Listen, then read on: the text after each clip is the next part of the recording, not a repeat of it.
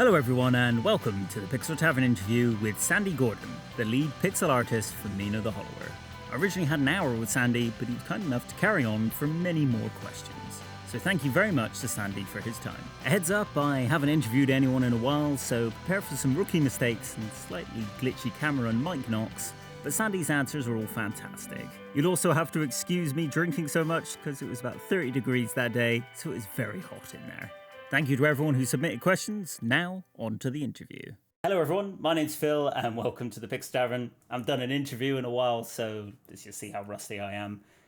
Today I've got special guest Sandy Gordon. Welcome Sandy, and if you'd like to introduce yourself, tell us about your role on Mina the Hollower. I mean, I know what it is, but maybe other people don't. Sure, thanks Phil. Yeah, happy to be here. Excited to talk about Mina and the art of Mina and game development and all things fun. Yeah, I'm a pixel artist and animator at Yacht Club Games, and I've been working on Mina for the past 6 years. So it's really a breath of fresh air to finally be able to talk about it, and trying to keep spoilers away from this conversation, but we'll deep dive as much as we can. I definitely don't want to spoil anything. I mean, I've played through the full game now, and yeah, there's a lot of good surprises in there, so we'll avoid those for sure. Yeah. Working on something for 6 years, I think the longest I've worked on a project was about 2, so 6 years must be quite brutal after a while. Yeah, that was a surprise for us too. I don't think any of us expected it was going to take this long, but yeah, I mean, I think it was time well spent, and definitely.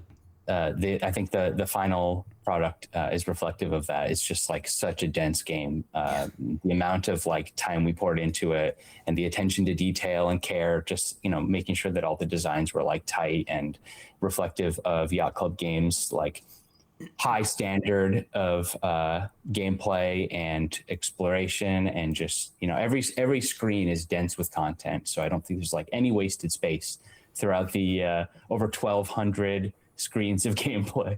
The word dense, I mean, I literally have that in my review, the word, it's dense with content. So yeah, that's pretty much describes it well. Speaking of my review, it isn't out as we're talking, but by the time this video comes out, it will be.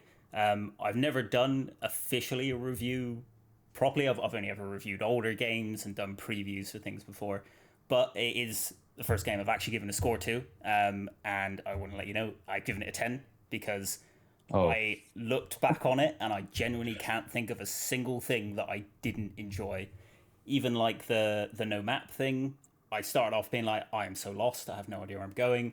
But by the end of it, like I kind of couldn't imagine it having a map, because I feel like that would take away from the fact that you have to scan every single screen for even the slightest hint of anywhere to go. So yeah, I mean, like regardless of how well this game does, like in terms of sales, which I'm sure it will do incredible, it's an absolutely amazing game, and it's right up there with my favorite games already. So well done to all of you, basically. Yeah, I mean, first of all, thank you. That's super flattering, Phil. And yeah, I mean, it's an honor. It's an honor both that you enjoyed it and the score, but also that you kind of understand why we made the decisions that we did, in terms of, like you said, like with not having a map and just really wanting players to get immersed and lost in Tenebrous Isle, which is the game space that Mina's adventure takes place in. Yeah, I mean, the goal is, harkening back to like old school Zeldas, the top-down 2D experiences in particular, but like even like a Breath of the Wild or something, and even the more modern experiences where you're just kind of dropped into this giant open world and left to your own devices. We basically say, hey, the deeper into the world and the wilds that you explore, the more dangerous things you're probably going to get. So, equip yourself, as you push deeper into the map. But yeah, I mean, the goal is to have players come away feeling like they know the island, and not feel like they were handheld the entire way through. It's like, you might not know where you are right now. You might not even know if you're in the right place you're supposed to be in that area, but that's part of the fun, as we see it. So 100%. Yeah, I mean, I definitely felt that all the way. Well, like I said, the first several hours I had no idea where I was going, but by the end, like, I feel like I could draw out that map now if I was any good at drawing. So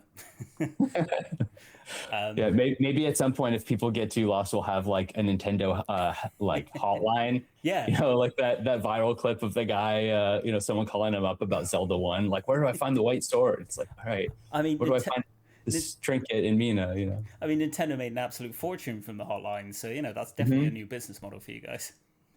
We'll bring it back. Yes, bring back the jackets too, because they Oh, right. awesome. And the bow tie. There was a bow tie. There was one of their like top representatives had a signature red bow tie, from what I remember. Oh, well, fair enough. Yeah. Anyway, I've got a bunch of questions to ask you. Some weird ones, some fun ones, and some slightly technical ones too. Sure. So yeah, I'll dive into a few of mine, and then we'll jump into some fan ones and kind of go from there. So I'll kick off the first one. I know you know what this one is, and I think you might enjoy it. So Masahiro Sakurai calls you and says, "Hey Sandy, Mina the Hollower for Smash Bros. Let's talk. What would your first thoughts be? And who would you want me to absolutely destroy in the trailer? And any ideas on movesets? If you play Smash Bros, of course, at all." I do. I'm definitely not nearly as good as a lot of my colleagues at Yacht Club, some of whom are like top tier, probably competitive level players, like absolutely insane. I don't know. My first thought would probably be like, Sakurai, one, why are you calling me?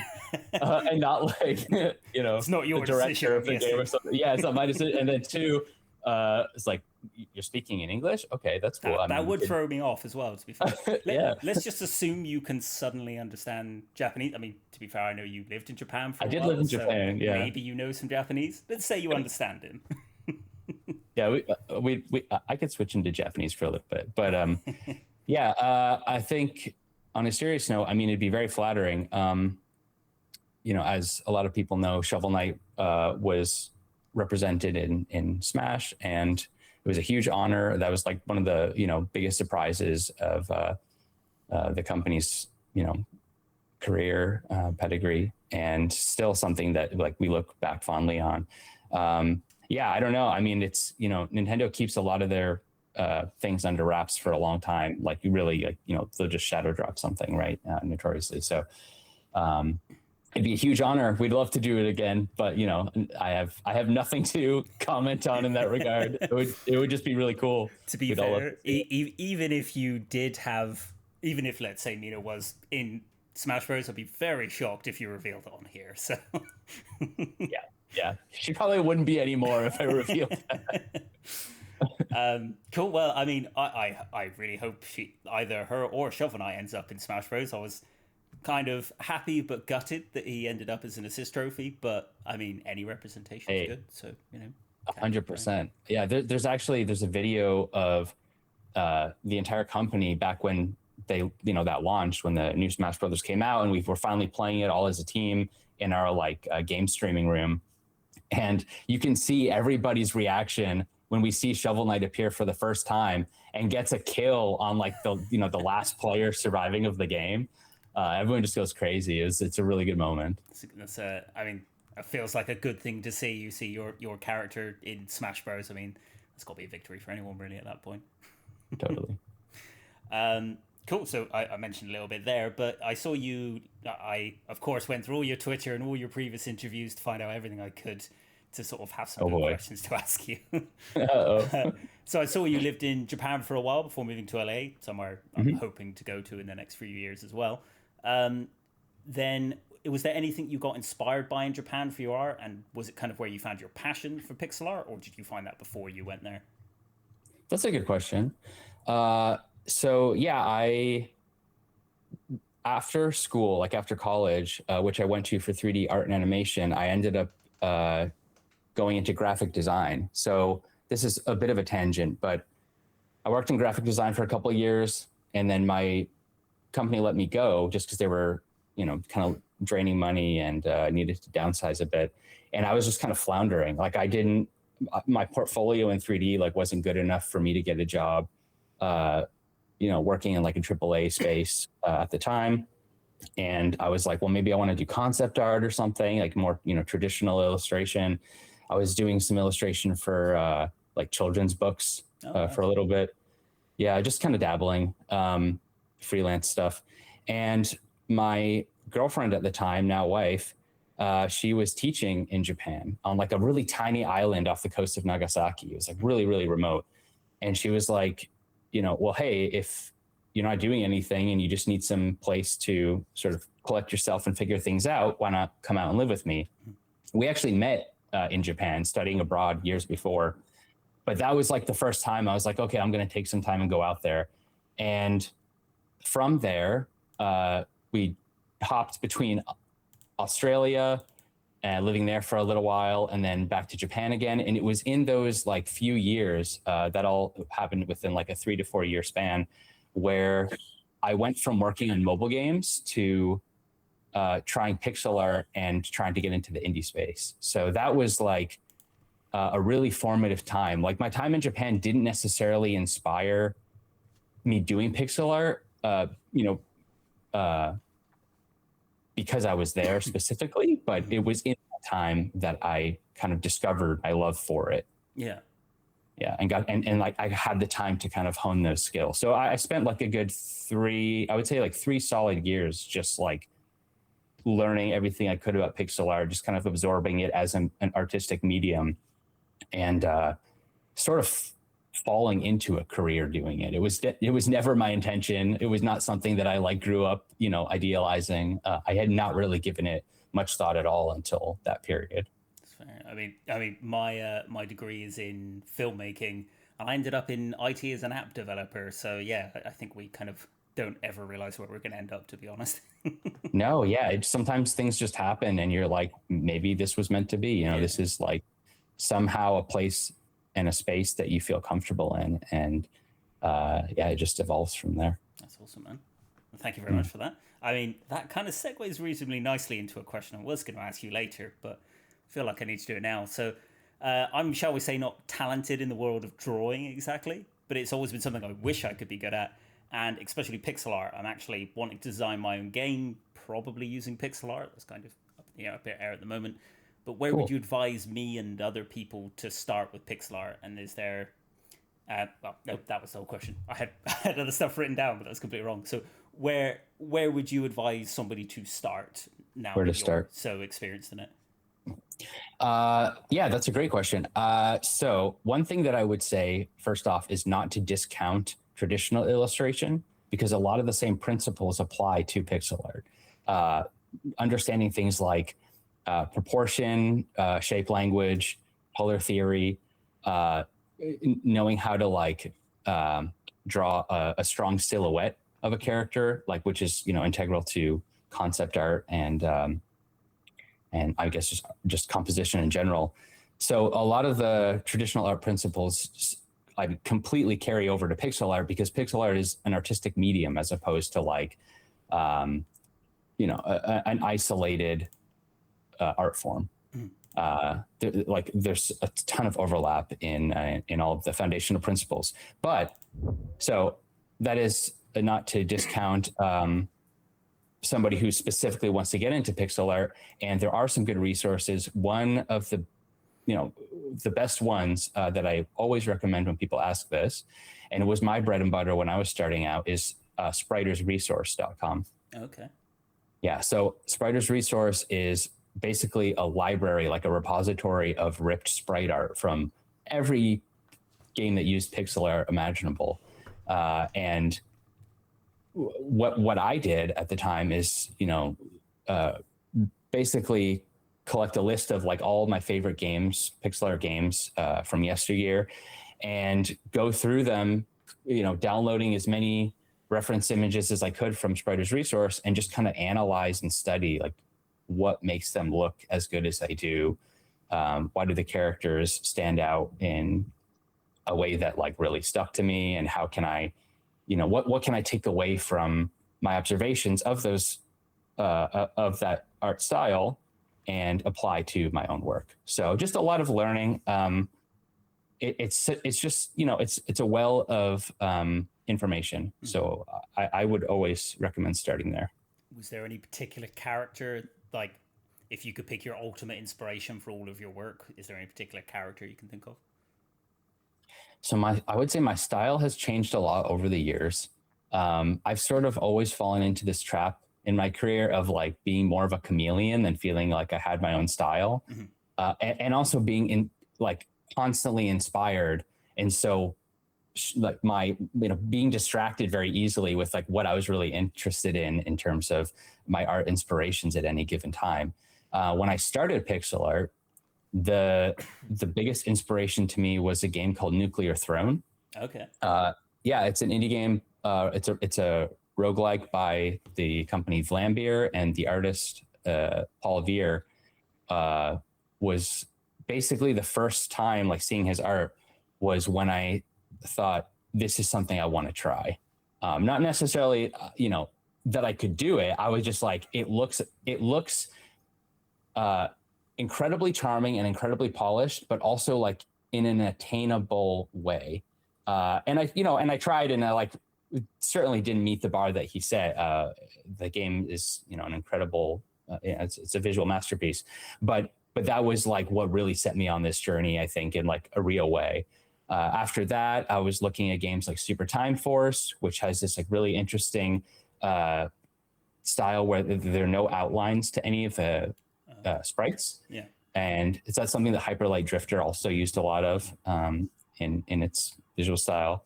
So yeah, I jumped around a lot, and then eventually it was Shovel Knight, and I learned to like that's when I started adding outlines to my work and started being more inspired by retro aesthetic pixel art instead of like more modern aesthetic pixel art.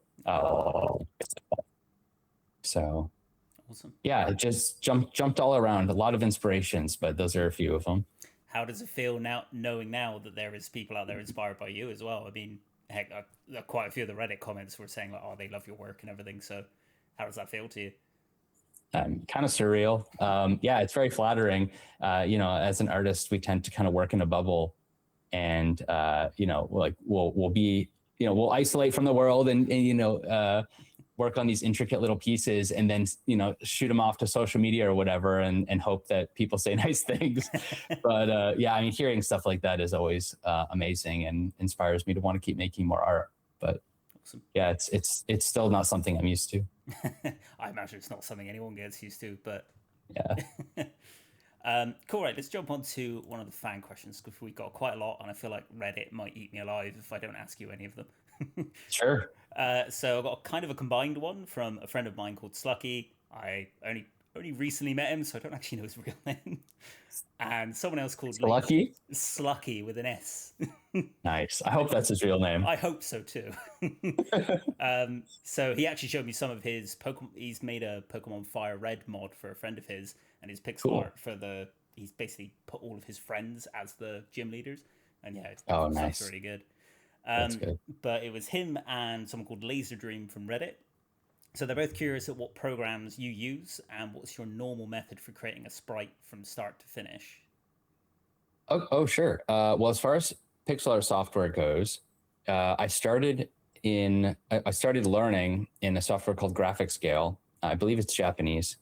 But when I started working at Yacht Club, I switched over to ProMotion. I think it's by Cosmico. ProMotion NG is the latest version, and yeah, that's kind of a little used pixel art software. It's proprietary. It's really robust, but it's made, I think, by one guy. Wow. And yeah, and it's kind of a stayover from Yacht Club's Way Forward days. A lot of the original members came from the company Way Forward, and they used ProMotion there. It's been around for a long time.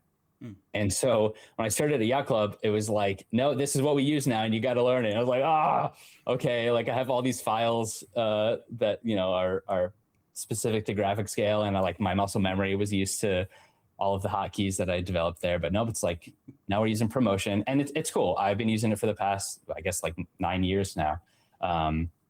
So that's what I'm used to. I know the A Sprite is like the most ubiquitous pixel art software out there. Yeah, I would say. Even I've got that one, and I don't do pixel art yet. So. Yeah. No, A Sprite's cool. I mean, I love seeing like when they have really good support for it from what I've seen, and a lot of really interesting features. So I'd love to check it out one day, but I haven't yet. But I would probably recommend that to somebody who's just starting out. It's also really cool. You can just boot it up through Steam as well. So like you can stream Right. across like your laptop or Steam Deck, whatever, and do it from there as well, which is really handy. Yeah, definitely. No, I mean, like the team behind it seems like, I mean, they're just doing great things. So I'm all for supporting that. Yeah, it's crazy the amount of apps and everything developed by one or two people these days. When I was a kid, like you would need a massive team of people to develop the most basic of apps. But yeah, now you get crazy things like heck, even the recording software I'm using now, OBS, is open source, made by, I think it's kind of made by a lot more people now, but it started off very small and now it's massive. Yeah, I know, that's right. That's a good analog. My friend Slucky also as well just throws in that he loves your art as well, just to chuck that in there too.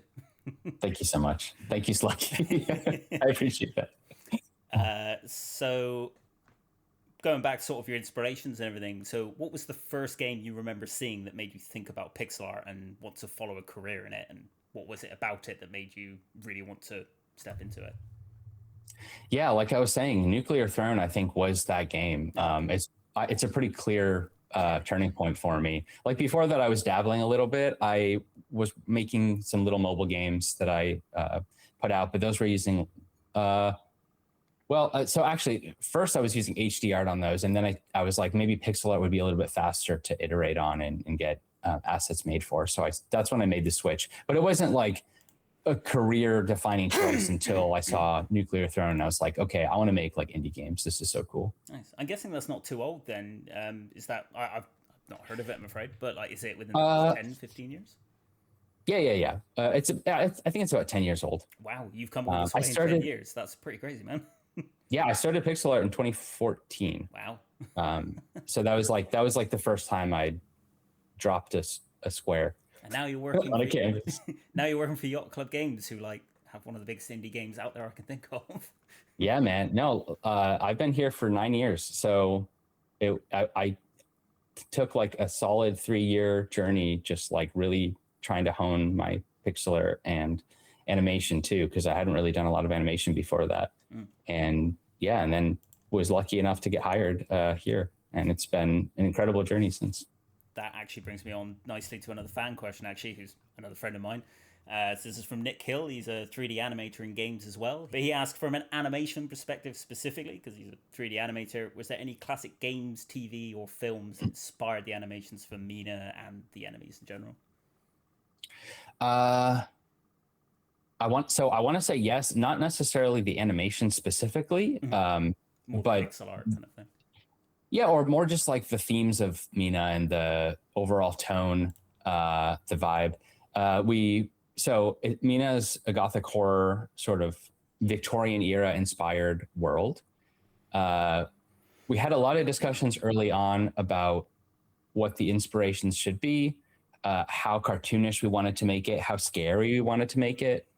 Being a horror game, it's like, yeah, we really wanted to hit home like the creepiness of, being in like a dark Victorian sort of Victorian era, like London back alley at night, right? Where like, it's a place you don't want to be.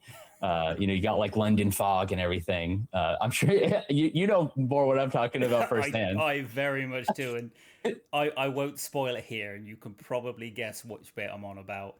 But in September, that thing you do with, that was a bit much. Yeah. Finding a balance between like horror, creepy, scary, and like a Nintendo or even like a Yacht Club Games brand of cartoonishness and charm, I think was it was tricky, but it was also a lot of fun. So I guess just back to the question, some of our inspirations early on were like Secret of Nim, the Don Bluth animated film. Yep. Starring, Mrs. Brisby, a mouse with a similar sort of colored cloak. Yeah, he did. Was it Five All Goes West as well? He did Fievel, yep. The other mouse film. Yes. Yeah, huge fan. Fievel too. I mean, we looked at that. We certainly looked at a lot of like classic Gothic horror literature, like Frankenstein, Dracula, Dr. Jekyll, Mr. Hyde.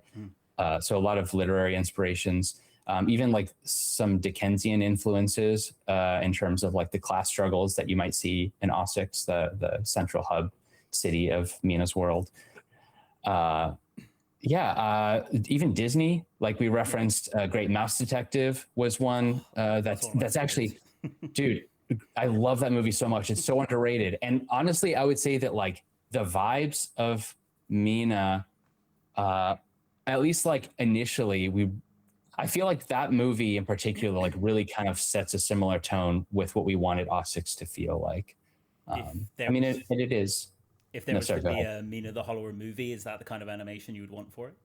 Oh yeah, that would be so perfect. I mean, you even have like what I don't remember his name, Gidget or something, the bat, like peg-legged bat. Yeah, he's terrifying, like as a kid especially. But it's like that.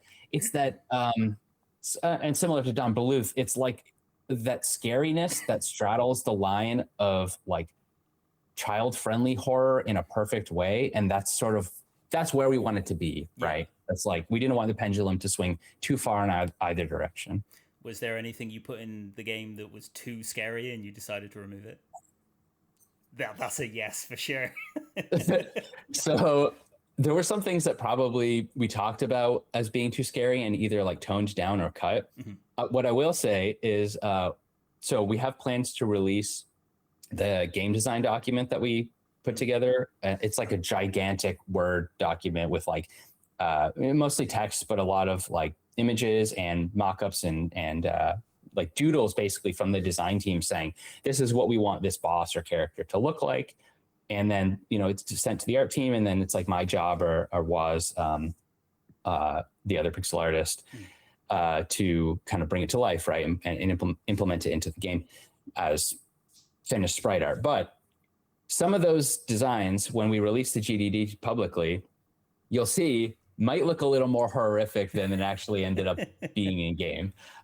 Some of the sketches that Sean did are like pretty scary. So it's like, all right, we'll dial it back from like John Carpenter's The Thing and maybe make it a little bit more like friendly. Yeah. So, but those are really fun to look at. I'm just imagining Kurt Russell in that animation style now.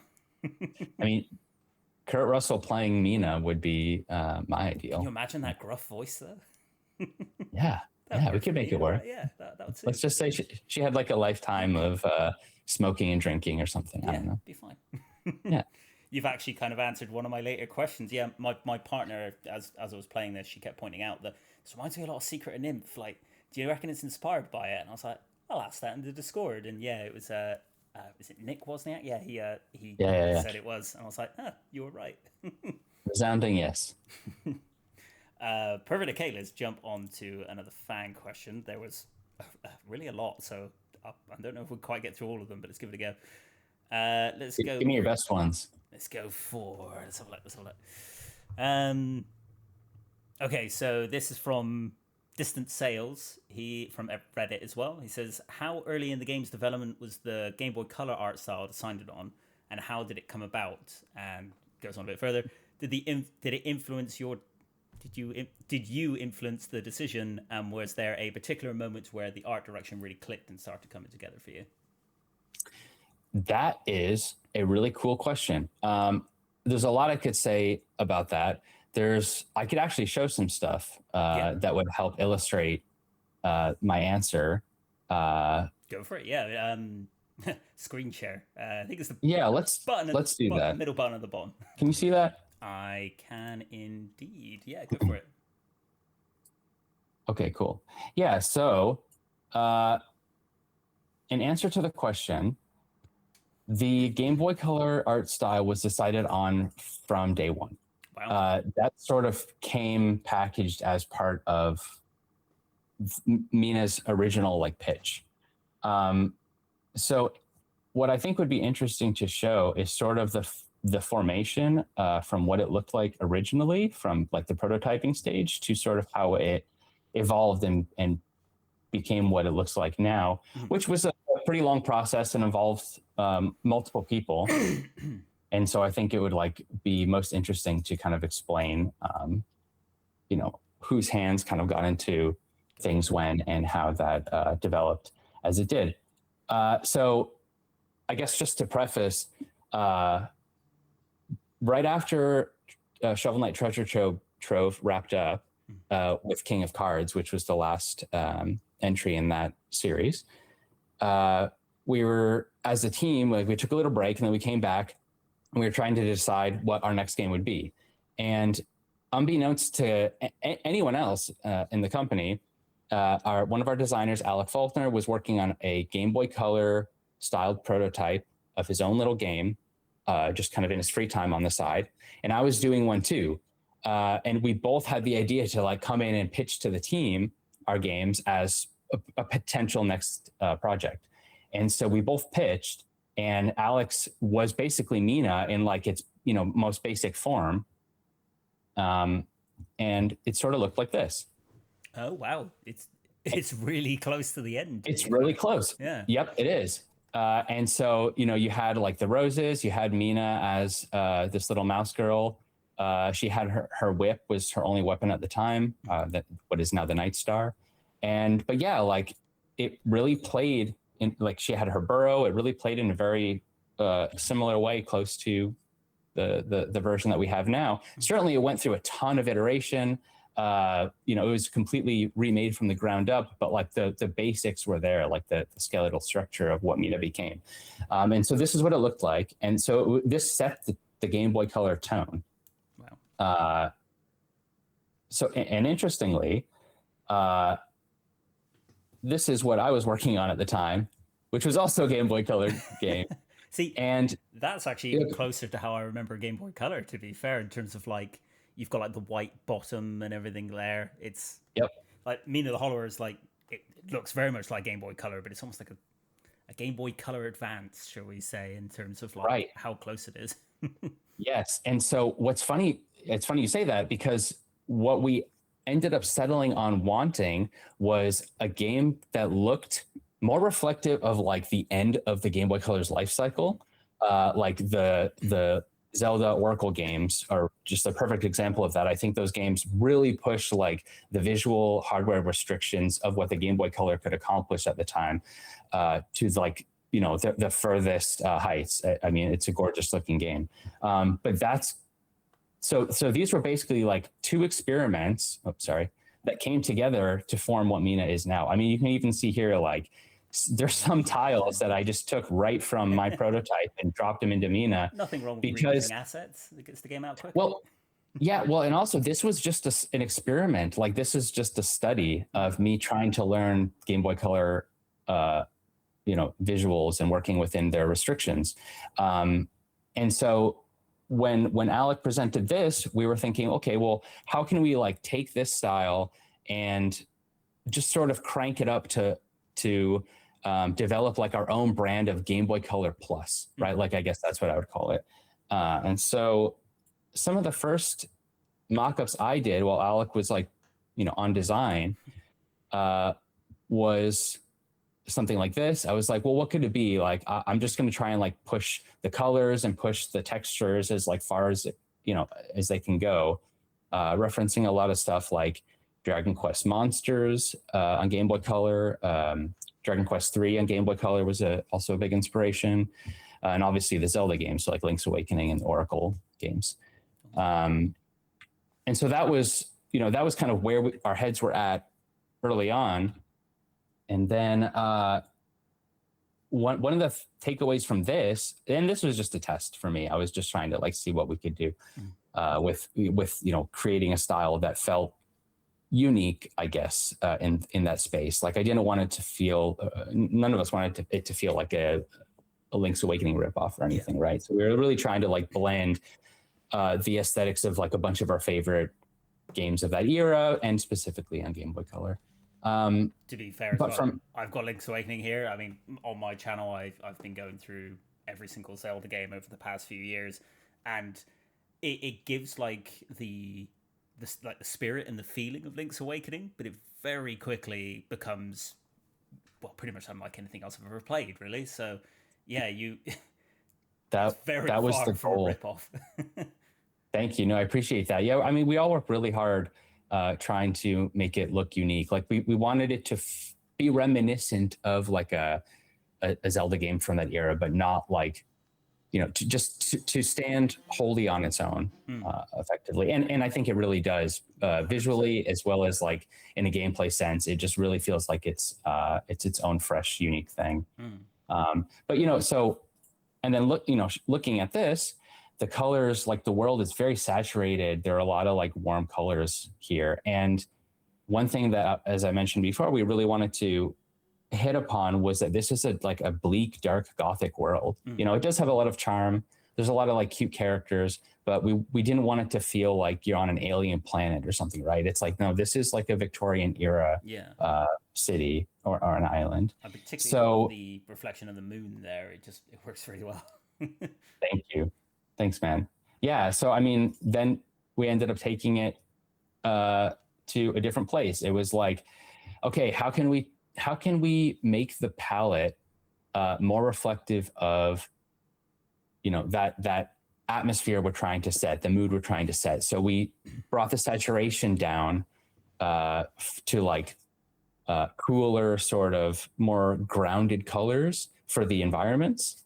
And at the same time, keeping the characters and things that you interact with in the world, like these bones, more saturated. Yeah. So they would really pop against the cooler, darker colors in the background. And that actually lent itself really well to gameplay readability, because when you leave the saturated, like brighter colors for interactable things that you want the player to like keep focus on and keep their attention on, that contrast like really works perfectly. So, stuff like this, it was like, much, the color palette really started to kind of take shape here. That green ghost drove me up the wall. Yeah. I don't blame you. That was definitely a nod to everyone's least favorite enemy in Mario games. But oh, nice. I think it's great. That makes sense. Yeah, I died multiple times at the beginning with that thing. So, but yeah, I mean, and so this was like a really early screenshot. This is no longer representative of like what this is the crypt area. It doesn't really look like this anymore. But this was like a really good early starting point for us, where we're like, okay, this is where we feel like Mina's aesthetic is like really taking shape and coming into its own. And now, I mean, I can even show like this is what it looks like now. Final. So it really we went through so much iteration and refinement, and just the team working together to try and like, push and pull things until it just felt really, like it was in a good spot. It's crazy as well. I mean, if you released it and how it looked in the earlier stuff, that would still be really good. So, I mean, I think whatever stage you would have released it at, it would have still been incredible. But like, I mean, clearly this is like the best version of it, but I think any version of it would have been incredible to see. Yeah, thanks, man. Yeah, I mean, and just to kind of quickly illustrate why we made these changes, it's like you can see here, we were trying to make efforts to increase gameplay readability by making collision, like the walls and the pillars, darker colors, so like, okay, well, I can't walk there, and the ground is like the brighter colors, right? Well, it's like, okay, that's walkable space. But here we took the sort of gray like flood fills, for lack of a better term, out of the previous version and added more color contrast. So this is where you can see like their complementary colors with like the kind of orangish brown of the walls now in the crypt, and like the blues and the cooler colors that you get in the ground. And so that sort of like even further helps disconnect those two things as being like walkable space here and collision, stuff that you are not going to be able to get past. It's crazy how important the art is to game design in order to make it, like say, make it readable and make sure people just don't end up hitting everything and in order to try and escape. I mean, like with the original Zelda, looking back on that, obviously it's very early days of pixel art and everything. In order to find a secret cave or anything else, you literally just had to bomb everything and hope that you found something. There was always like with Shovel Knight, there's always a hint that something is there, and that if you hit it, it will break and open something up. And yeah, you did an absolutely fantastic job of sort of showing that. Thanks, man. Yeah, I mean, that was always the challenge, especially when you're working at a resolution that's this tiny. It's like, well, okay, when, I mean, it's 256 by 144, right? So there's not a whole lot of screen real estate. You really got to and that's widescreen, right? We have more real estate than Game Boy Color did. So you really have to make optimal use of the space that you have, and making sure that everything's readable, that colors distinguish between gameplay, play field, and collision, and just making sure that the player is not going to get lost is both our goal and our biggest challenge. That kind of answers a question from a Reddit user, Red Painted Houses. They asked, what was the biggest challenge in approaching a new art style different from those in Shovel Knight games, going from NES to Game Boy Color? I suppose that's kind of your answer, really, I suppose. Yeah, I mean, so the NES palette we were working with is restricted to a very specific 56 colors. Mm-hmm.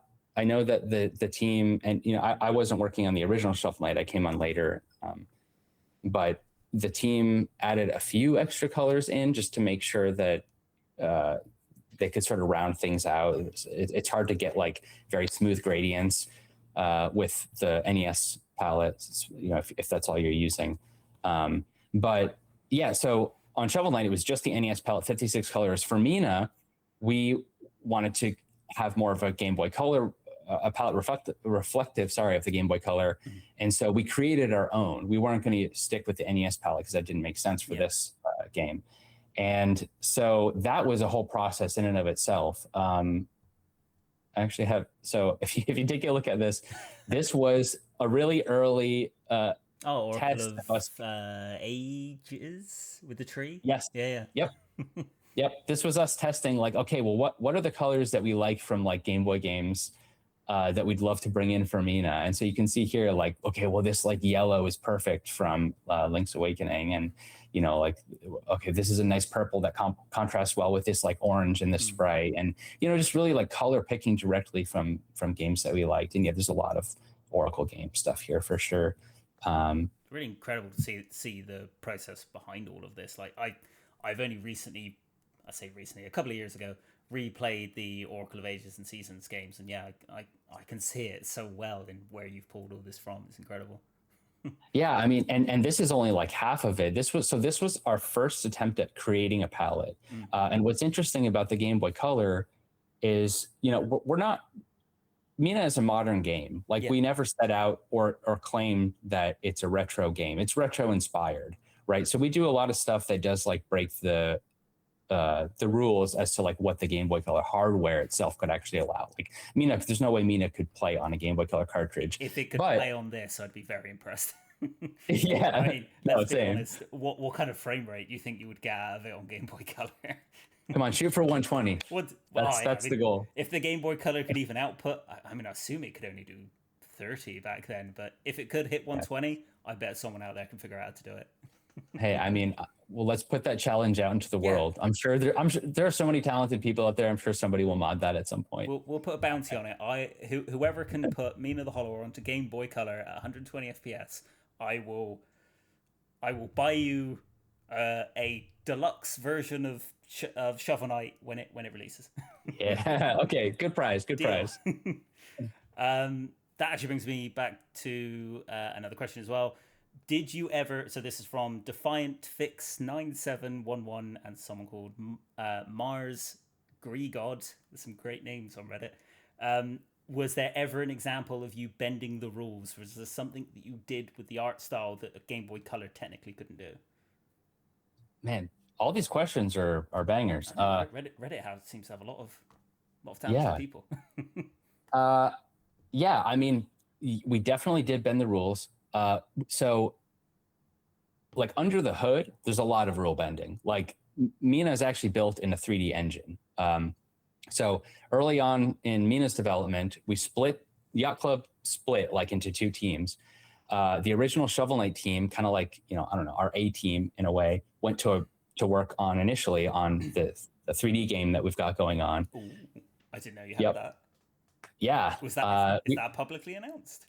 It's publicly announced that we're working on a 3D game. I don't think we've said more than that, so I'm not going to. Oh, damn. But yeah, no scoops from me just yet. But so, and that's why the other half of the team started working on Mina before we, a couple of years ago, we merged back together and just really wanted to like get Mina out the door. And like, that was a great turning point for us as a team, just like working together again and kind of like being able to look at Mina with some fresh eyes and be like, okay, this is what we really like need to fix or reiterate on, or just finish up with more hands on deck to get the game out the door. But so to answer the question, yes, we did break some stuff.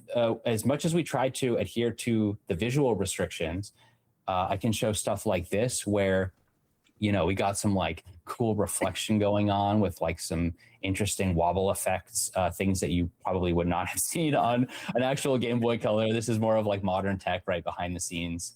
I'm sure that would drain your AA batteries pretty quickly if you had effects like that.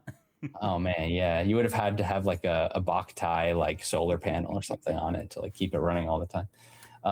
If I remember rightly from your Twitter, was that your favorite character to design? Because that is one of the questions I've got for you. This one? Yeah, I know it was one of the ones you posted about being one of your favorites, but it was quite early development, so it might be not anymore. That blows my mind that you went back that far. Yeah, I probably did say something like that. I haven't been on Twitter in a very long time. I was like, you know what? I actually need to for this interview. So. Right, well, okay. Hey, you've really done your homework. Yeah. Yeah. No, I love this character. This was one of the first NPCs that got designed. And this was back when we were like sort of referencing Majora's Mask vibes too, because we really like how dark that game took Majora's the Zelda. Yeah. So I think before this character was created, Alec and Sean were like, hey, we need a character that feels like a shopkeeper from Majora's Mask, like just make something. And I was like, okay, I don't know. And so normally our process is everything goes to our concept artist, Morgan, who's incredible. And he designed a ton of Mina's world in concept first, but most things go to concept artist first. And once, we get like a whole page of sketches, and then like as a team, we decide, okay, that's the one we want, right? Like we get like A through H as like variants on an idea. And we're like, okay, we want like B. But so normally, and then we would take B concept to pixel art and go from there. But in this case, it was just like straight to me because Morgan was working on the 3D game at the time. So we really were sort of like strapped for team members. And so I think that's one of the reasons why I love this character so much, because I was really like trying to like pull from what Majora's Mask feels like, as opposed to like designing something from it, if that makes any sense. Like what kind of like visual inspiration does that evoke for me? And then I was like, okay, I don't know, some like weird little character with like a paw on its head and sort of like this aura of mystery. I don't know. Did you ever imagine the merchant from Resident Evil 4 being in that position? What are you buying? That would be terrifying. That's fantastic. What I was going to say is, to that question, like, what's my favorite character though, or what was my favorite to work on? It would actually, so the real answer is a complete spoiler. So I can't actually say, but I'm really excited for people to find it and start talking about it. Interesting. I'll leave it there. But so just very quickly, here's some other things. Like we got some like mode 7 sort of stuff going on, right? Which the Game Boy Color couldn't actually handle, but these like wobbly things that we do with like the logo and the intro of the game, I think are pretty cool. Mode 7 is a bizarre thing. I can't imagine a chip on a cartridge anymore. It's obviously going to have it on a disc, but it's still incredible to think about. Yeah, no, I mean that was like late era SNES stuff, right? Star Fox 64, I think. No, Star Fox 64. Star Fox used it originally. I think it's known as Lalite Wars over here because they couldn't use the term Star Fox for some reason. But interesting. Yeah, it was Star Wing for the SNES version and Lalite Wars on the N64. But then after that, for some reason, they could use the word Star Fox in their titles. So Star Fox Adventures was just as it was supposed to be. Oh, that's cool. I had no idea. Yeah, it's a really weird thing that the UK and I think parts of Europe had as well, but licenses are weird. Oh yeah, especially back then. Let's give you another. So this is what I personally want to know. So it's kind of unrelated to the animation stuff, but I want to know it. Is Mina the Hollower going to get an amiibo? Is one coming? And if not, can you just make me one personally so I can make the internet jealous?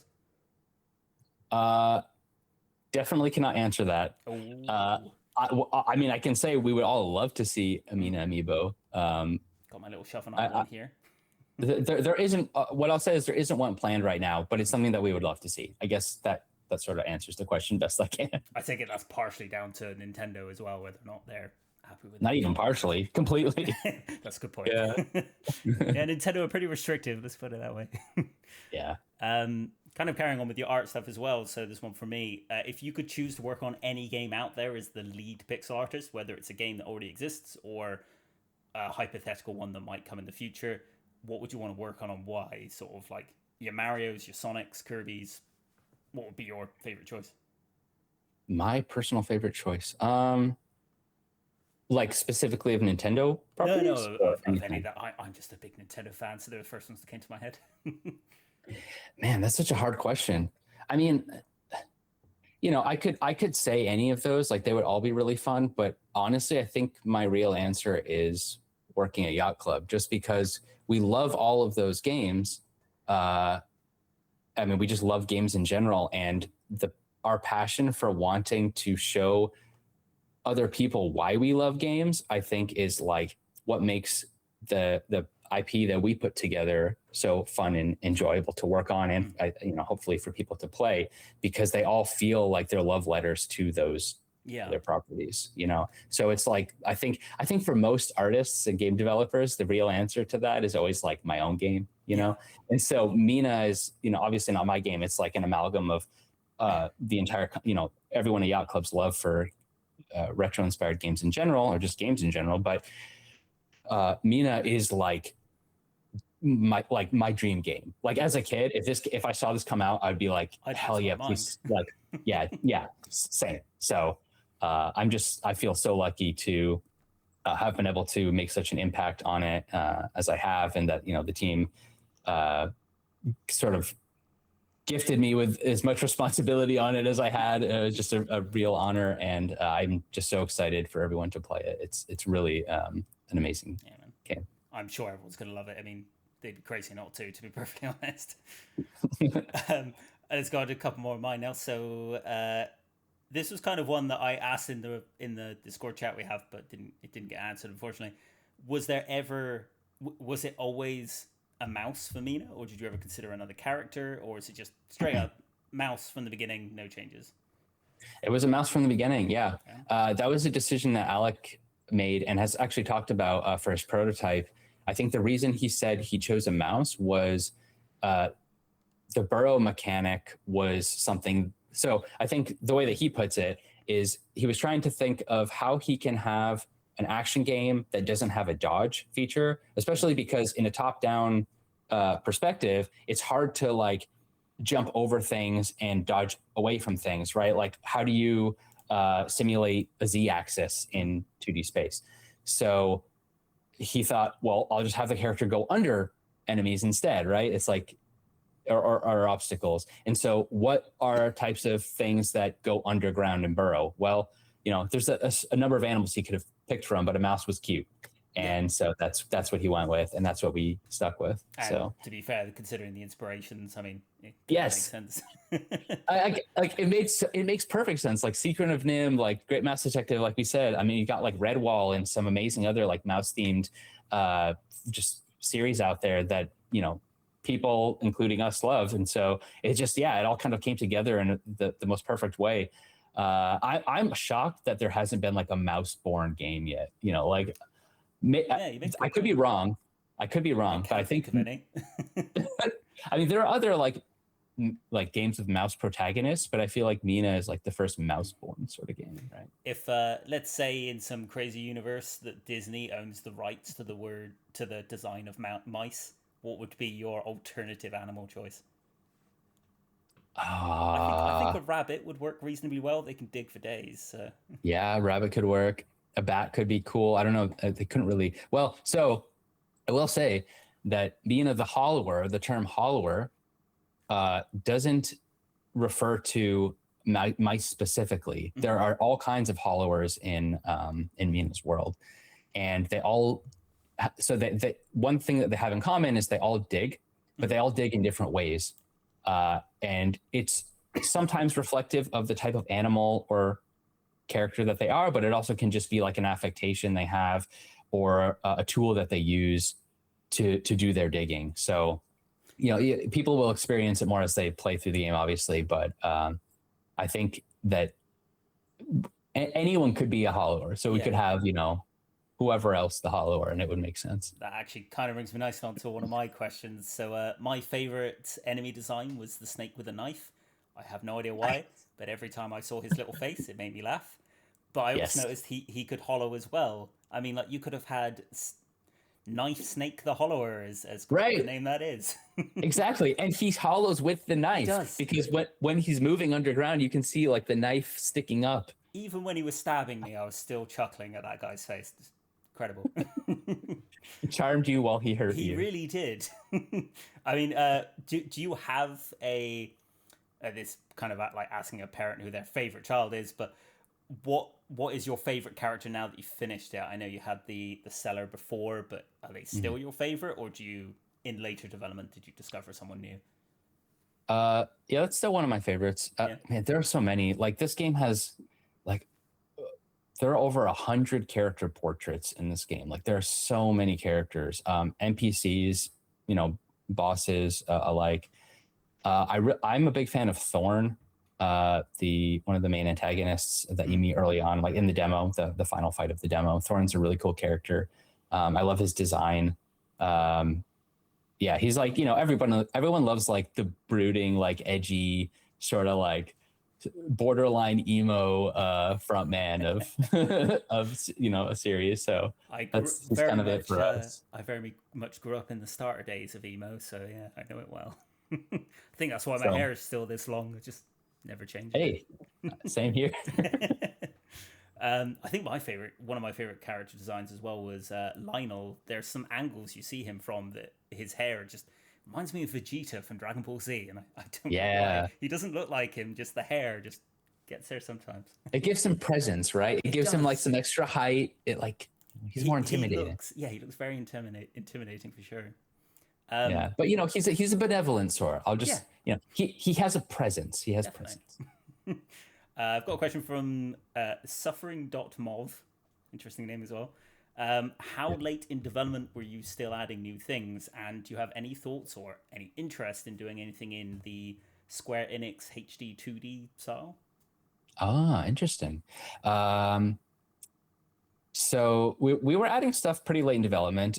We went gold, I want to say, like almost 2 months ago now. Mm-hmm. So I would say we were probably adding like little touches up until that point. We were iterating on things for a while. I mean, obviously, like, we spent a lot of time play testing and bug fixing, and so we were making like minor changes up right until the end. But yeah, I mean, 6 years, that's a long time to develop anything. So, throughout that whole process, things were being changed. One thing about kind of our art pipeline is that we tend not to have to redo a lot of artwork because we make sure that like we iterate on it enough and everybody is cool with it. Like the first pass. Probably the thing that got like the most changes to it were the environments, because the way our process works is art might do like a first basic layout, like a templated sort of version of what a tile set might look like for a new zone. So let's say it's like, we have a zone that's like in a snowy mountaintop, right? With like, snow mountain peaks and trees with snow on them and all that stuff. So like, we know we need that stuff. So for the first pass of the tile set, I'll make those assets, give them to the design team who will build the level using those. And then they'll give it back to the art team and we'll be like, okay, well, now we know based on the layout of the design that like this screen is supposed to be like a cave with, some whatever, like remnants of a creature that was living in there. So it was like they left bones and scraps of, the things that they consumed, like in the corners. And so like we'll add those little finishing touches and details in that pass. Yeah, it was kind of bizarre having to collect bones to pay for things in this game. I must admit. The bones are their money, exactly. Right? Which is a little concerning, but I'm sure their economy is fine. It is a little concerning considering that everybody, I'm assuming, in the world also has bones, like even the living creatures. So that'd be you're just a walking bank. That'd be like it'd be like a human being made of money. Like, it's kind of bizarre. I mean, in a way, we all are. Kind of are. Yeah, that's true. Speaking of the art again as well, so a question from Avarn _, whether the underscore is intentional, I don't know.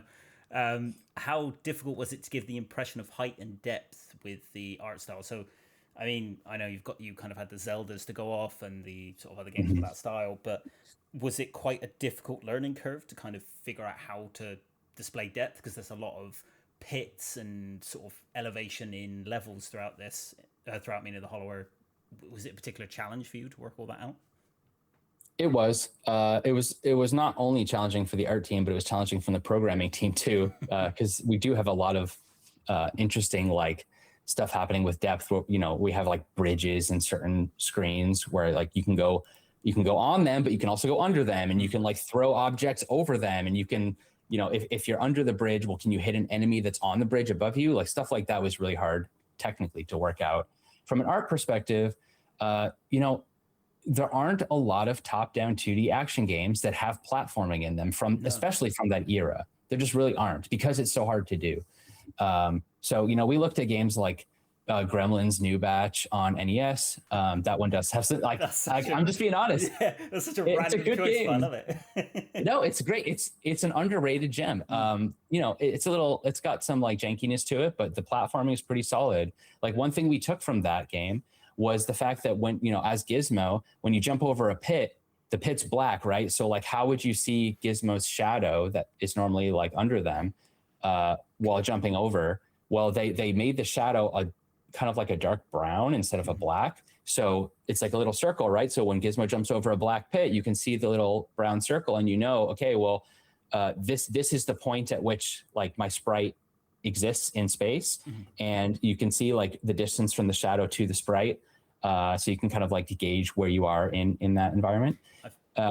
We took that exact thing for Mina, just to add like quality of life and readability enhancements to something that is like kind of hard to understand like in a 2D environment. I think that's something I miss from the Nintendo 3DS, because you worked on the expansions for Shovel Knight, and obviously they were on the 3DS as well, and you had the 3D depth of everything. Yeah, I mean, I know it'll never happen unless some crazy developer can bring it together, but I'd love to see this on 3DS just to get that depth, or heck, for stereoscopic 3D to just come back in general. I know most people don't like it, but I absolutely loved it. No, I do too. And honestly, like, I would say 3DS is probably the best place to play the Shovel Knight games, because we put a lot of time and work into making the 3D like really effective. You just turn that slider all the way up and things pop out in such a cool way. And like, imagine so in Shovel Knight, it adds to readability. Like, it brings Shovel Knight to the foreground, drops the backgrounds like into the distance, so you can kind of gauge like what, where you are in space even better. Imagine that with Mina, like buildings and stuff. It would create that sort of HD 2D effect that was asked about in the question. Like, I would love to see a 3D Nintendo Switch 2. That'd be a dream console for me. Same. So it'd be a lot of work though. So in a way, I'm glad we didn't have to contend with it. Probably pretty expensive console as well, let's be honest, considering how expensive they already are. So this is a bit of a fun one that kind of came up the other day. So developer Doinksoft delayed the release of Dark Scrolls a few weeks because the Hollower's coming out. Kind of gives you that GTA 6 feeling of other companies delaying their games to avoid you. Do you feel guilty at all, or do you have just a little bit of pride in the fact that you have a hand in causing that? I don't know about pride. I've been friends with the Doinksoft developers for like over a decade now. Like, we kind of all started making games around the same time. So they're great guys. Dark Scrolls looks amazing. Like, I'm super excited for it. I don't know if I would say like pride, but certainly, I understand. Like, we had to speak with like Sony and Nintendo and Microsoft and ask them like, hey, if we're releasing Mina on this date, are we going to like conflict with any other major releases coming out at the time? And, one day, luckily, 1 day difference from the original release date.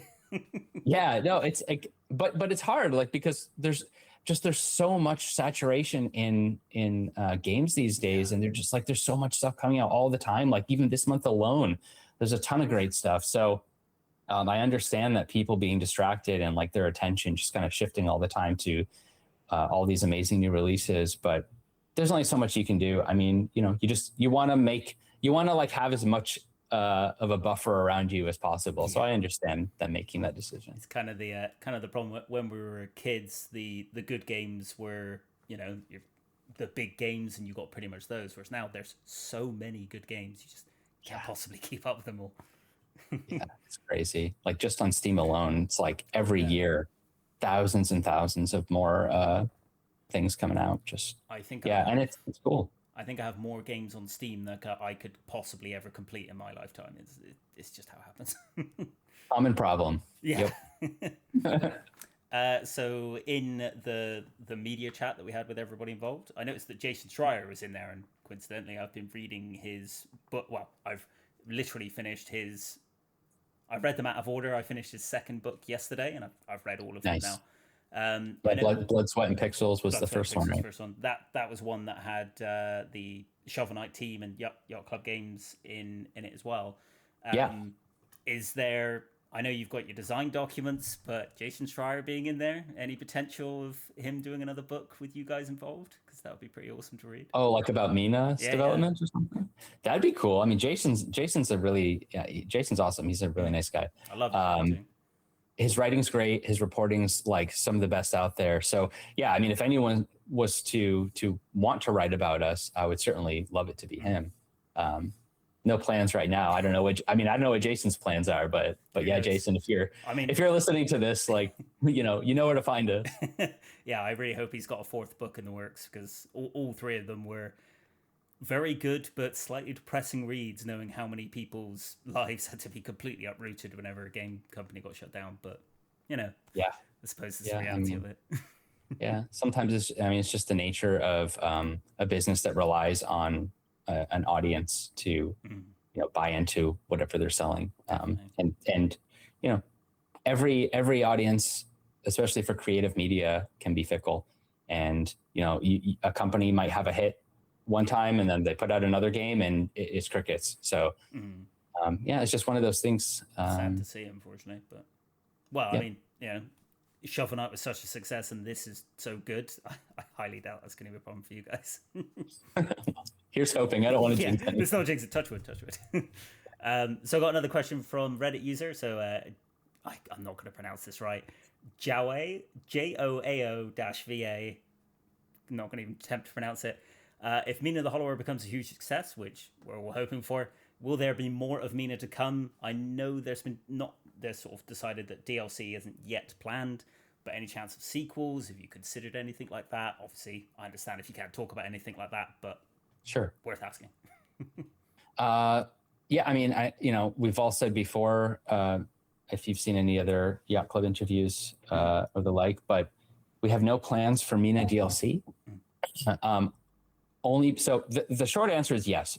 We have big plans for Mina. Mina is, we put her right next to Shovel Knight as like, on the pedestal of Yacht Club franchises that we plan to make into the infinity. But so no DLC for Mina, strictly because we've poured like everything we possibly could into this like base experience. Like, it's fully formed as it is. So there's nothing that we like put on that's still on the cutting room floor that we're like, okay, yeah, we'll tack this on as DLC if the game does okay. We're like, no, we put everything into this one. Yeah. So I would say that like the experience you're getting from the get-go is like the definitive one.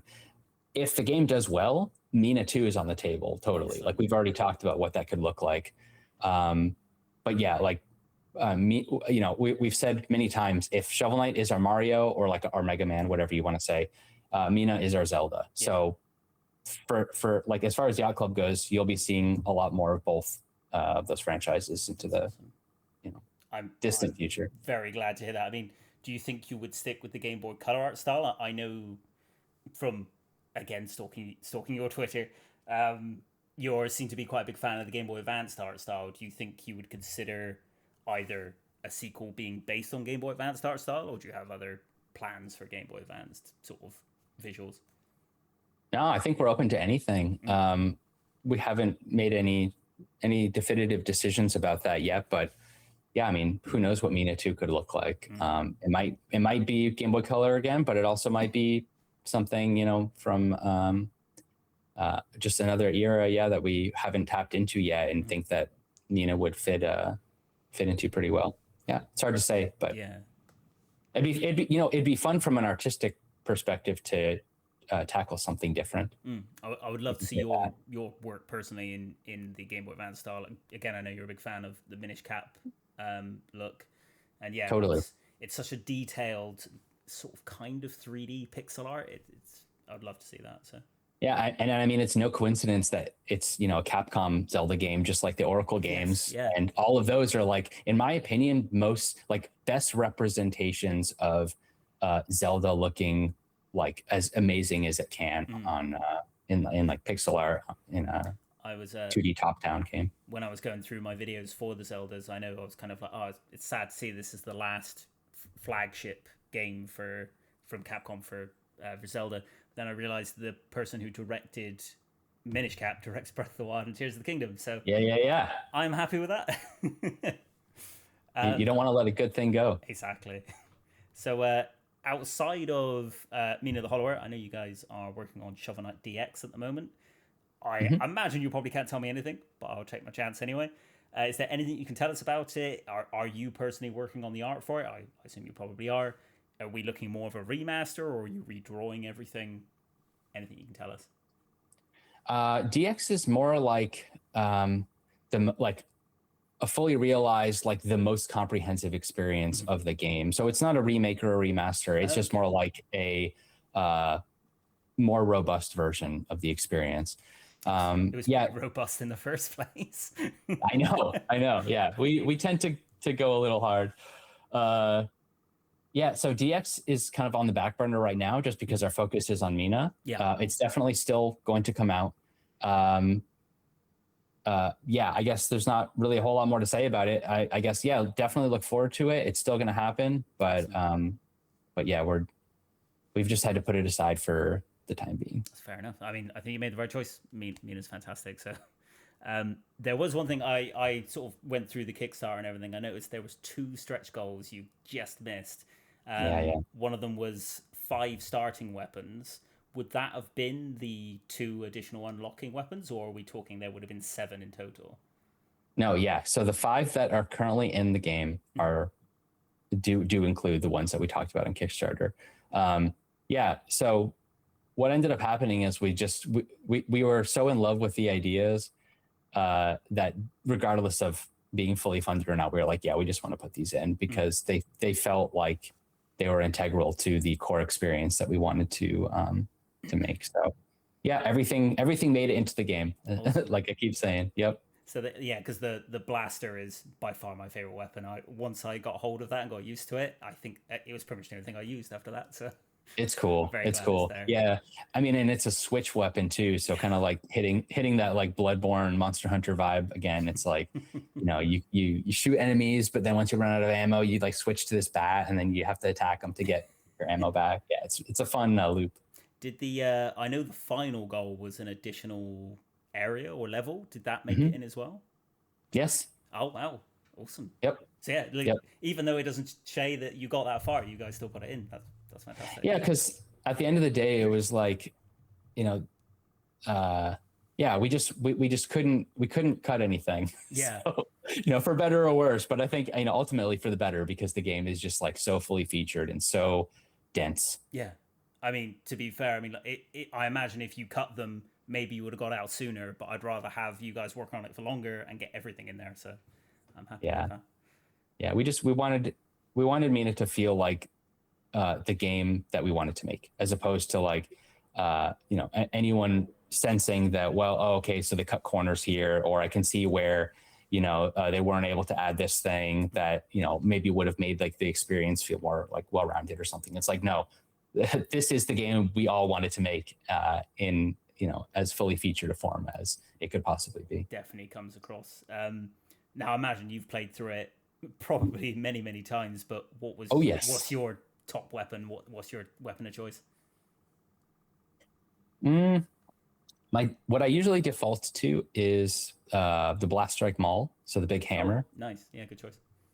Yeah, I usually tend to play like strength builds in like whatever Souls games or a lot of RPGs. So I do like the slower, like heavy hitting iterations of weapons like that. Nice. And I think that it has some really cool upgrades that just like make the whole thing like a lot flashier, and it's really satisfying to get like a charged heavy hit with the hammer. So yeah, that's my go-to. That's my plan to use only that for my third playthrough. So let's see how it goes. Nice, good choice. One thing I do want to ask. So, have you heard of Tunic? Yeah, of course. Yeah, so yes, one of my absolute favorites. It's joint favorite with Mina the Hollower now. Nice. When the physical version of Mina comes out, I'm assuming it's going to become available to everybody, not just the Kickstarter. I have a shelf where I've got every single Zelda game physical, because I'm just a massive Zelda fan. I've got it tattooed on my arm. It's Tunic is the only other game up there because it's so it gives such a Zelda feeling to me that I have to put it up there. And Mina Hollower is going to be in the exact same position, but it obviously came out a year before you guys announced Mina the Hollower. Did you play it and get any inspiration from that at all, or did you kind of go, "Oh, there's another company doing something similar"? Was there any inspiration there at all? Not directly, no. Oddly enough, I was at GDC in, I want to say like 2015, maybe it was 2016, and I was at a party with a bunch of other indie devs, and Tunic was there being shown in like its prototype form by the developer. And so I got to watch people play it a little bit, and I think I played it for like a brief period. But yeah, it already was looking like really cool, really unique. Like the art style doesn't really, it's not reflective of like anything else.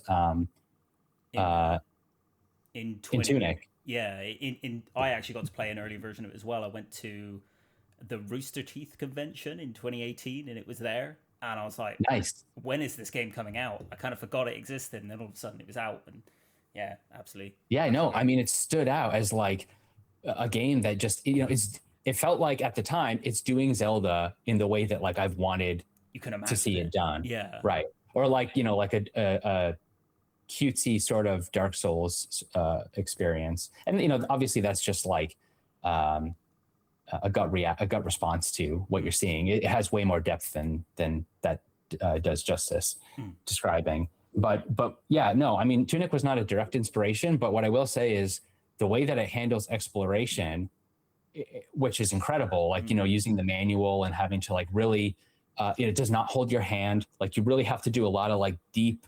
memorization and, problem solving, puzzle solving to sort of like learn your way around the map. Mina does a similar thing, right? As we were talking about before, where it like doesn't hold your hand. You really kind of need to get your bearings about where you are in space. And I think it burns itself into your brain all the more because of that. Yeah, I know exactly. I mean, like as soon as I started playing Mina, I sort of got the feeling of Tunic again. That's when I realized that I was in for a hell of a ride. So it's a flattering comparison, though. Thank you. It's like I said, like it's on par for me. How for those two games, absolutely incredible. I think we amazingly got through pretty much most of the questions. There's one I feel I have to ask, which was the one that I sent you on Discord that we had a bit of a chat about in terms of fan base and everything, and it was a bit of a weird one. Okay, sure.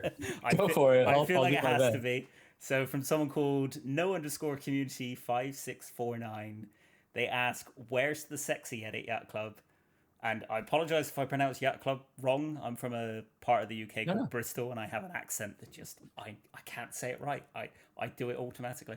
You're saying it right. You're saying it right. So the context around this is Alec Faulkner did an interview for the Min-Max YouTube channel, and they were asked, was there ever a character design that was too hot and had to be dialed back? And quite a lot of people, as far as I've seen online, are really trying to find out who that character is. Yeah. I imagine there's probably a few, and some are spoilers, so we'll avoid that.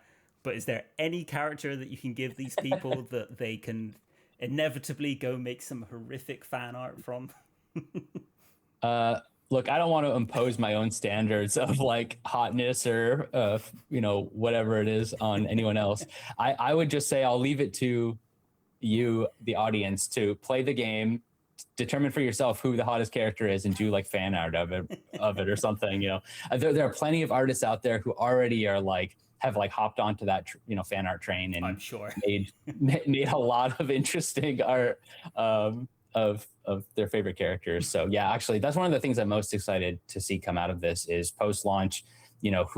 Which are the characters that people love the most and want to draw art of the most, and talk about and ask questions about the most. So, because as I said, there are so many characters in this game. I'm quite a big into my board games, and I did the Kickstarter for the Shovel Knight board game. The Panda Cult one. Yes, fantastic. It's one of my. I wish I could have afforded the 3D version at the time. I had to get the 2D, but Sure. I'm hoping. I know there's no plans currently, but I really hope there's a Mina the Hollower board game as well. I think that'll be. Oh, that'd be cool. I can think of things for it as well. I think it'd be fantastic. I hadn't even thought of that. That would be super cool. Yeah. Industry. This is kind of one of my own ones. So the game industry is very full of non-disclosure agreements. Obviously, I'm not going to ask you about any that you are in the future, but what's the hardest one you've ever had to keep that you can tell us about that's already happened, kind of thing? The hardest secret? Yeah. Oh, I would say easily the Super Smash. The Shovel Knight. Shovel Knight being an assist trophy. Yeah. An assist character. Yeah. I mean, that was so hard to keep secret. I mean, we were all like bursting at the seams to talk about it, but it was like, even in the office, it was like, shh, like, don't, like, they might hear you, you have like a Nintendo rep, like with your ear to our window or something, like eavesdropping on us, waiting for us to spill the beans. Yeah, but yeah, no, that was like the Nintendo lawyer ninjas, as the family says. Exactly. No, I mean, that was an obvious one. That was, such an honor and such a cool experience to have under our belt.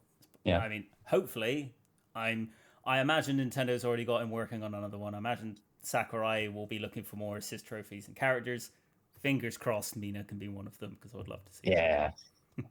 So would I, man. I think pretty much all the questions we've got left are kind of mixes of ones that we've kind of answered, really. I mean, I'm sorry to anyone that I didn't get to their specific question, but I think you've pretty much covered everything. That was a lot of great ones. Thank you everyone for submitting those questions. It was a lot of fun to go through. I'll throw one more at you. So obviously, if you hopefully do get around to going for Amiibo, at a personal choice, would you go for the more 3D design with Shovel Knight, or are you thinking more the pixel art design they did for Mario and Link for Nintendo ones? What would be your personal choice? That's an interesting question. Well, so that Link right there looks more like a voxel sort of style. Camera more. Yeah. So I love it. I think it's really charming, but because Mina's sprites are flat, I don't really know what she would look like if she were done in that style. That's something like I haven't really envisioned. Yeah. But Morgan, our illustrator, has already done a ton of amazing key art of Mina in sort of like that more realized, like HD form. So I think it's easier for me to like picture what she would look like in, the Shovel Knight amiibo there. Yeah. More in that style. I can imagine that being the easier of the options, because there's a lot to think about with that sort of design. Yeah. Cool. Right. I think I've got every question. We had so many. Some of them kind of merged together. I've definitely got on mine. I had to get the Smash Bros one in there. That was a personal favorite. And yeah, I think I've taken up enough of Cool. your time. I mean, I would happily talk to you for the rest of the night, the day, whatever time of day it is for you. But I don't think I legally can, so I should probably let you go. No, I mean, yeah, thanks so much, Phil. I mean, this was a great conversation. A lot of great questions about Mina and just like game development in general. So yeah, it was my pleasure to try and answer them as best as I could. Hopefully I did them justice, and I hope everyone likes playing the game when it finally launches on May 29th. I'm sure they will. I mean, you know, like I said, it's by far, well, it's literally in my top position of indie games, and I'd have to say probably in my top 5 games of all time. I mean, you haven't quite beat Tears of the Kingdom for me, but I mean, considering the size of your team, you're fair. close. No shade. You're close. Yeah, no shade there. I get it. To be fair, this is the I haven't played a game in years where I've finished reached the credits and then instantly jumped back in. I haven't done that. I haven't even done that for my favorite games, so it really shows how much I wanted to see what else Mina had to offer. So, yeah, thanks, man. Thank you for That's making so cool such a to hear. fantastic game. Definitely a 10 out of 10. I don't know what else it could be. So, thank you so much. Cool. Right, okay. So, thank you for watching, everybody. I'll wrap things up with you in a second, but yeah, thanks for watching, everybody. Check out Mina the Hollower on the 29th of May. It is absolutely fantastic. You can watch my reviews and previews on it as well if you want to hear more about it. But just buy it. It's really good. So you don't need my opinion on it. Thank you, everybody. Thank you very much for watching. My name's Phil, and I'm the creator of the Pixel Tavern. This interview was so much fun for me, and I had a great time chatting with Sandy for nearly 2 hours in total. I will dig through the other footage and upload anything I think is relevant. Thank you again, Sandy, for your time. If you enjoyed the video, please subscribe to the Pixel Tavern and watch as many more videos as you can to hopefully get me monetized and get more interviews in the future. If you have any questions about my interview with Sandy, please comment them below and I'll be happy to answer them. There are also more of my videos on screen now. Until next time, everyone, I hope you all keep well, and thank you very much for watching.